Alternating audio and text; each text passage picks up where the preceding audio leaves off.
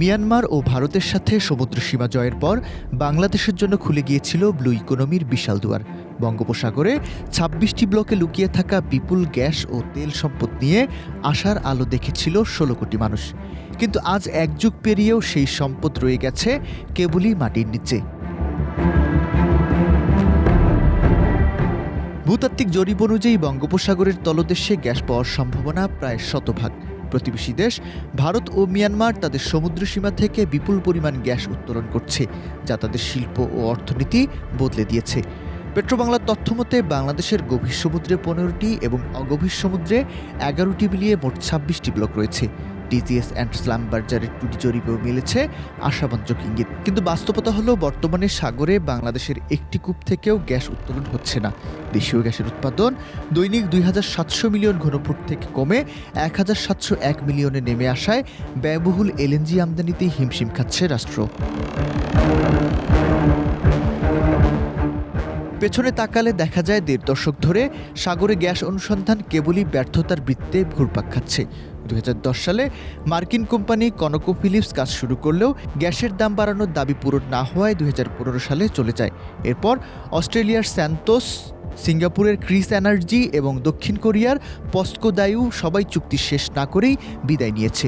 সবশেষে ভারতীয় company ONGC একটি কূপ খনন করে গ্যাসের অনুসন্ধান না পেয়ে নিজেদের কার্যক্রম গুটিয়ে নিচ্ছে। পতিত আওয়ামী লীগ সরকার এবং পরে অন্তর্বর্তী সরকার দরপত্র আহ্বানের দিকে এগোলেও রাজনৈতিক অস্থিরতা ও বিনিয়োগে আস্থার অভাবে কোনো বিদেশি কোম্পানি চূড়ান্তভাবে সাড়া দেয়নি।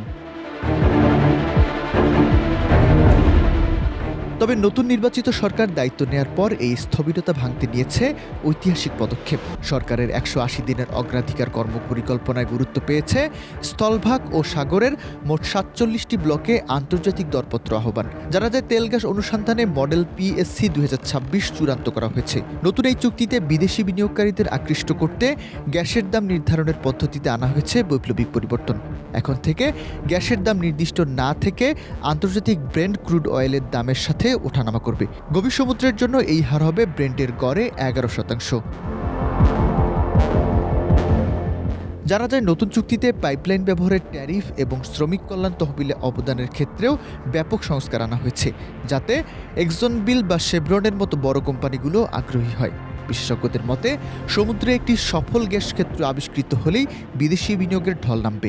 সরকারের বর্তমান লক্ষ্য হল ২০২৬-২৭ অর্থ বছরের মধ্যে বিডিং রাউন্ড শেষ করে দ্রুত অনুসন্ধান কাজ শুরু করা। স্পট মার্কেটে যখন এলএনজির দাম প্রতি MMBTU $২১ ছাড়িয়ে যাচ্ছে, তখন নিজের গ্যাসের মজুদ খুঁজে পাওয়া বাংলাদেশের অস্তিত্বের লড়াই হয়ে দাঁড়িয়েছে। এদিকে মধ্যপ্রাচ্যে চলমান যুদ্ধের প্রভাবে যখন বিশ্ব জ্বালানি বাজার টালমাটাল, তখন বঙ্গোপসাগরের সম্পদ উত্তোলনে আর এক মুহূর্ত দেরি করার সুযোগ নেই। নতুন সরকারের রাজনৈতিক সদিচ্ছা আর আধুনিক পিএসসি কাঠামো কি পারবে বিদেশি কোম্পানিগুলোকে সাগরের তলদেশে ড্রিলিং করতে ফিরিয়ে আনতে? যদি তা সম্ভব হয়, তবে বাংলাদেশ কেবল জ্বালানি সংকটেই মুক্তি পাবে না, বরং রূপ নেবে দক্ষিণ এশিয়ার এক নতুন জ্বালানি শক্তিতে। বাণিজ্যের তেল আর রাজনীতির আলো উভয়ই এখন নির্ভর করছে বঙ্গোপসাগরের অতল গহ্বরে লুকানো সম্পদের ওপর।